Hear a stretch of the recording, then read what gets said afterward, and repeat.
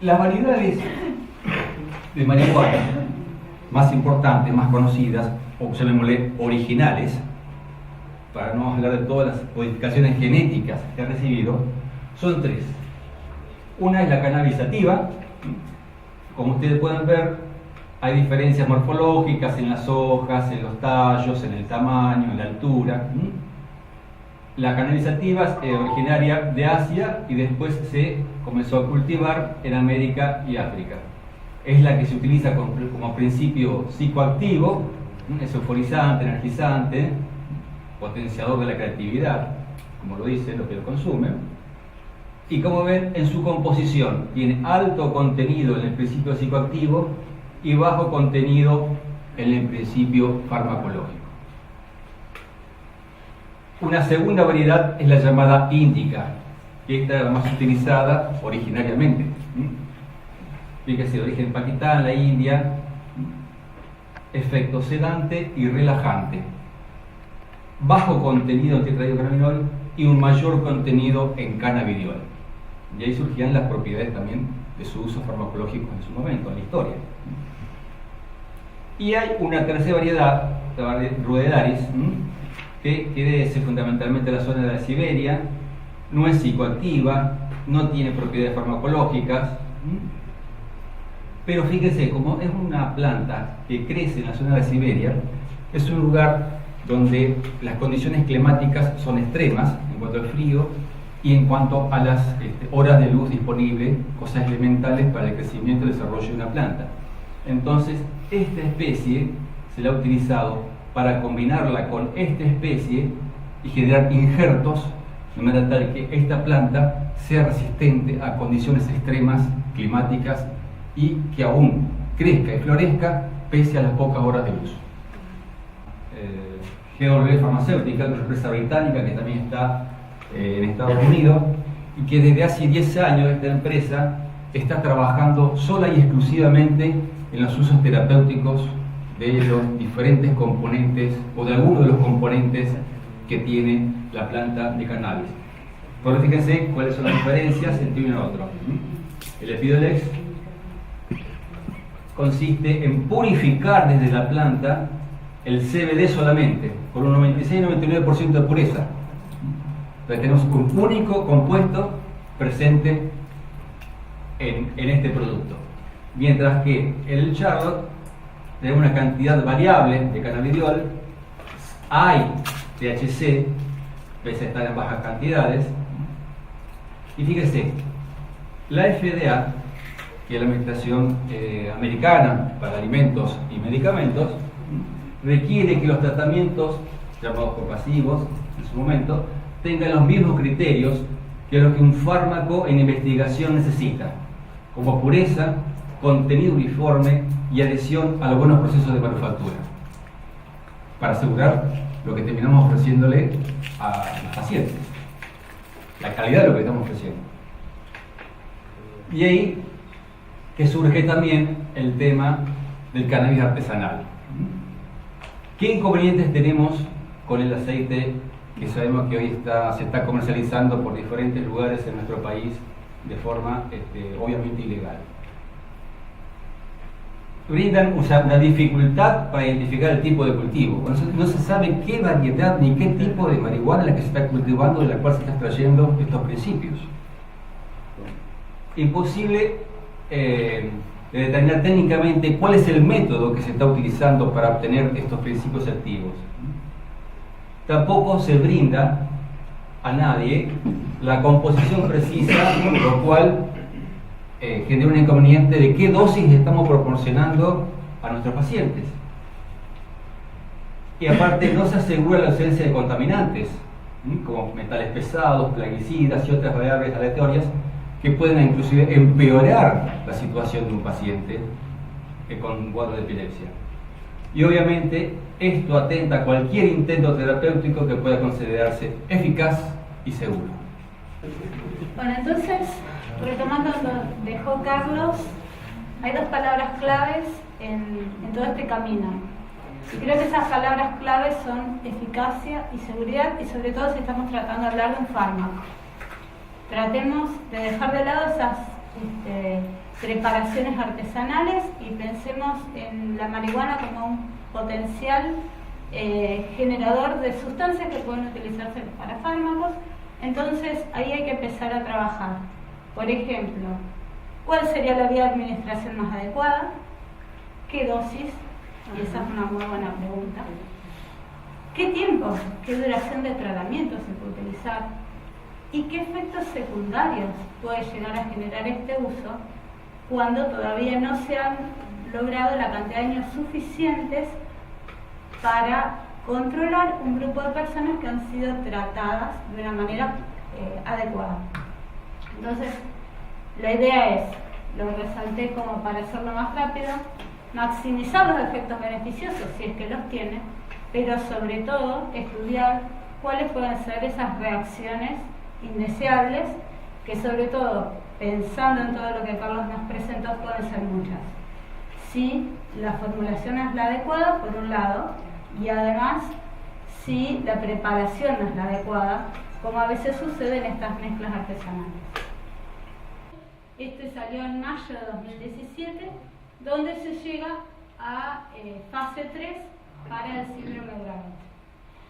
En este trabajo, que es del grupo de ICI también, o sea que los que usan Epidiolex para su trabajo, lo que toman 120 personas que fueron separadas azarosamente en tratados con cannabidiol y controles o placebo, y registran en estas personas los efectos adversos, que no son tan preocupantes en principio, y cuando observan qué pasó con el uso de cannabidiol en las personas tratadas, de una línea de 12 convulsiones en promedio, baja a 6, o sea que está hablando de una mejora del 38%.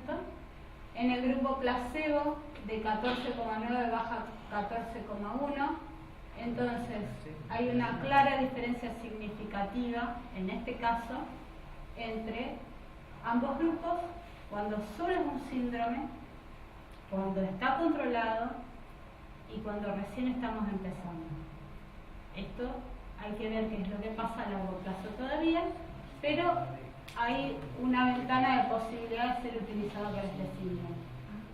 Por supuesto que ellos también rescatan que se necesitan datos adicionales, que hay que estudiar sobre todo qué es lo que puede pasar a largo plazo y cuáles serían la ventana de seguridad para este síndrome. Hasta acá es donde llegué, por lo menos yo, en mi búsqueda bibliográfica. Como verán, en 2 años esto cambió muchísimo. La trayectoria que llevan estos trabajos, si bien no se pueden acelerar, son muchos y marcan un camino de mucho interés a nivel científico sobre este tema. Y bueno, creo que todos los trabajos nos plantean una reflexión respecto a qué hay que seguir trabajando para saber de qué manera es la mejor manera de utilizarlo. El doctor Alico, y agradezco su invitación, me invita a que hable de epilepsia y epilepsia refractaria, uno de los puntos, de los tantos puntos que las personas que están pro este tema han puesto sobre la mesa y dicen y quieren comprobar que sirve para algunos tratamientos de algunos tipos de epilepsia. Entonces, si hablamos de epilepsia, deberíamos saber de qué estamos hablando. ¿Qué pasó? Ok, vamos a hablar con nuestros amigos de la Organización Mundial de la Salud. Es un trastorno neurológico crónico, afecta a personas de todas las edades. Hay 50 millones de personas en el mundo que tienen epilepsia. Cerca del 80% de estos 50 millones de pacientes viven en países marginales, o sea, países que el desarrollo es bastante pobre. Las personas con epilepsia que responden al tratamiento, de esos 50 millones son un 70. Esto que estamos hablando de cannabis y cannabis no, incluiría al 30% que conforma el grupo de personas con epilepsia refractaria, que es la otra parte de la charla.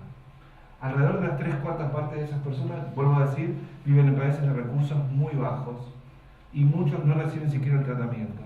Eso es una materia de preocupación sanitaria. Aparte de poder definir epilepsia de una manera determinada, las personas o los científicos que integran la Liga Internacional de Lucha contra la Epilepsia lo que quieren es armar o proponer una clasificación de crisis o determinado tipo de crisis para poder estudiarlas definitivamente. Es un embrollo para cualquiera de nosotros estudiar de inicio, cuando estudiamos neurología infantil por primera vez, una persona que viene con una convulsión. Es un embrollo. Pero, por suerte, tenemos personas mucho más licenciadas que nosotros que nos dicen, sigue este camino, que es la propuesta actual, 2016, y es esta. Debo estudiar las crisis en función, o los síndromes epilépticos en función del tipo de crisis. Piense en tipo de crisis. Usted viene una persona que le dijo que tuvo una crisis epiléptica, piense en qué tipo de crisis tuvo. ¿Fue focal? ¿Fue generalizada? ¿Fue generalizada y focal o focal que se generalizó? ¿Fue algo que nadie puede explicar y usted considera que fue una crisis? Perfecto. Con eso, usted como neurólogo infantil o como epileptólogo, trate de conformar un síndrome epiléptico. ¿Por qué? Porque lo que se está tratando es de agrupar los tipos de síndromes, porque esos tipos de síndromes sabemos que responden a ciertas medicaciones y a otras no, y con algunas otras empeoran. Y esto es quienes conforman este grupo de epilepsias refractarias. Un grupo muy importante son aquellos pacientes que no vienen solo con epilepsia, porque la epilepsia viene junta o asociada o comórbida con un montón de otras enfermedades, como por ejemplo los trastornos del neurodesarrollo. Así como mi cerebro puede haber decidido tomar una vía alternativa en cuanto a cómo coordina su actividad eléctrica, toma una vía alternativa en cuanto piensa, conoce, se comporta o se aísla. O sea, puedo ser parte de otro tipo de compromiso. El síndrome de Dravet, que habló Nicolás ya, empieza muy temprano. Empieza muy temprano con niños o niñas que tienen crisis febriles en forma de estatus, o sea, media hora, 40 minutos de ingreso reiterado con crisis febriles. Electros normales o casi sin ninguna alteración, pero sí mucha alteración en su neurodesarrollo. El tema es que síndrome de Dravet tiene ahora una secuenciación de un gen y se llama Dravet por Charlotte Dravet, que es una epileptóloga francesa que creo que vive en Montpellier, que es la que describió el síndrome inicialmente, y ahora se puede secuenciar el gen. Hay otras encefalopatías en donde uno puede secuenciar, pero lamentablemente muchas de esas secuenciaciones son caras y nosotros no tenemos mucho acceso. Mientras tratamos de encontrarlo, nuestro paciente va probando distintos esquemas. En los estudios que ella vio, el estudio que más pacientes tuvo, que tuvo 137, que fue el de Devinsky, y es este de Dravet. Los demás es todo como una bolsa de gatos con dosis que no sabemos cuáles son, y sí, vamos a decir así, juntamos pacientes con epilepsia refractaria. ¿Cuáles eran los criterios hace 7 años para epilepsia refractaria? Por ejemplo, el trabajo que se hizo en Israel con niños y adolescentes, que para ellos epilepsia refractaria será haber pasado por 7 esquemas, tener estimulador vagal o haber sido operado y seguir teniendo, o sea, era un grupo bastante selectivo, y es un grupo de 47, del que encontraron alguna mejoría en un grupo del 25%, pero hubo niños que son muertos y hubo niños que tuvieron empeoramiento de la crisis. Y ese es uno de los poquitos estudios que yo vi en población pediátrica. Y no se olviden esto del desarrollo. Los grados, lo que hoy tenemos concretamente, la actualidad del cannabis en Santa Fe es la Facultad de Rosario, que ellos ya vienen trabajando en el tema, vienen haciendo distintos análisis, primero de muestras que se le acercan, y además algunas extracciones de muestras. Ellos están haciendo una prueba piloto, que es lo que nosotros vamos a ayudar. Estamos todos convencidos que en la Facultad de Rosario se va a llegar a ese buen puerto, se va a desarrollar esa prueba piloto y después va a ser llevada a escala industrial en el laboratorio nuestro. Para eso también está participando el CONICET. Ellos también tienen un sistema de validación de técnicas donde además de tener un convenio particular con ellos donde le hemos podido adquirir, que no es fácil hoy traer patrones de referencia de Estados Unidos. Hemos ingresado esos patrones, le hemos dado con algunas también columnas para el HPLC, un montón de cuestiones que ellos necesitaban para las técnicas. esa materia prima, que nosotros fuimos el primer laboratorio en solicitar el ingreso de la importación de materia prima para el desarrollo al ANMAT. El ANMAT, bueno, ahora nos envió una planilla que estamos llenando junto con el doctor Torales. Eso lo vamos a presentar para ver si podemos ingresar esos 50 kilos de flores que necesitamos para hacer nuestro desarrollo. Ahora, nosotros decimos, no es cualquier flor, vos lo explicaste muy bien, hay distintos cultivos donde hay que saber cuál es el adecuado, cuál es la cepa adecuada, hay genéticas dentro de la planta que se van utilizando para sacar el mejor cannabidiol posible dentro de las concentraciones que se pueden utilizar. Hay métodos alternativos para el mientras tanto, porque acá la gente también se pregunta cuánto vas a demorar, cuánto se demora en llegar hasta terminar el producto y hacer el primer lote. Entonces, bueno, estamos analizando otras alternativas que son alguna producción asociada con alguna empresa, que nosotros podamos participar en alguna etapa de la producción y poder entregar lo antes posible algún tipo de aceite de cannabis con la concentración adecuada. Hoy se habla únicamente en la provincia de Santa Fe, hasta ahora, de concentraciones igual a la del Charlotte para la epilepsia refractaria. Sin embargo, bueno, se están estudiando, en Rosario están viendo otras formulaciones para ver distintas patologías.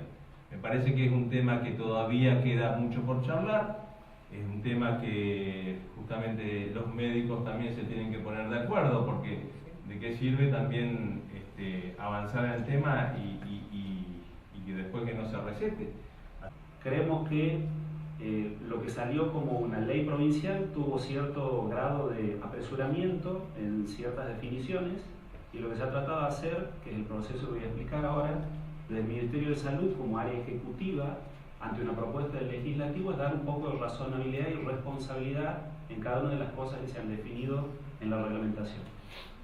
Entonces vamos a tratar de hacer un pequeño repaso de qué se trata evaluar una tecnología sanitaria. O sea, esto es una nueva alternativa terapéutica, algún derivado del cannabis, que hay que evaluarlo en comparación con las otras cosas y determinar, como bien dijeron antes, su eficacia, o sea, si realmente hace lo que dice, pero también su seguridad, por lo cual los eventos adversos no deben superar los efectos beneficiosos, pero también un componente, porque acá se habló de medicamentos de calidad, y de ser algo que siempre se produzca con los mismos estándares, ¿sí? Lo que hace la UNR es la tipificación por cromatografía de qué tienen estos preparados. Lo que haría el LIF quizás es el fraccionamiento, el envasado y la distribución. Hay que estimar la demanda. Tenemos una demanda potencial para Santa Fe, también nos ha pedido el Uruguay, que sería con quien estamos entablando estas relaciones para que envíen las plantas. Hay que hacer el trámite en ANMAT para que dejen pasar un camión con marihuana por la frontera y que llegue acá. Son todo un montón de trámites que no son sencillos. Y lo que estamos trabajando, bueno, otras provincias se quieren sumar a la producción local, que es Mendoza y Neuquén, dentro del marco de esta red colaborativa. Y finalmente la coordinación de un teórico estudio multicéntrico, lo estamos llevando adelante, la coordinación en base a un protocolo establecido en el Hospital Garrahan, que coordina el doctor Roberto Caravalla. Le hemos pedido ampliarlo multicéntrico y el Garrahan coordinaría todos estos diferentes centros en el país.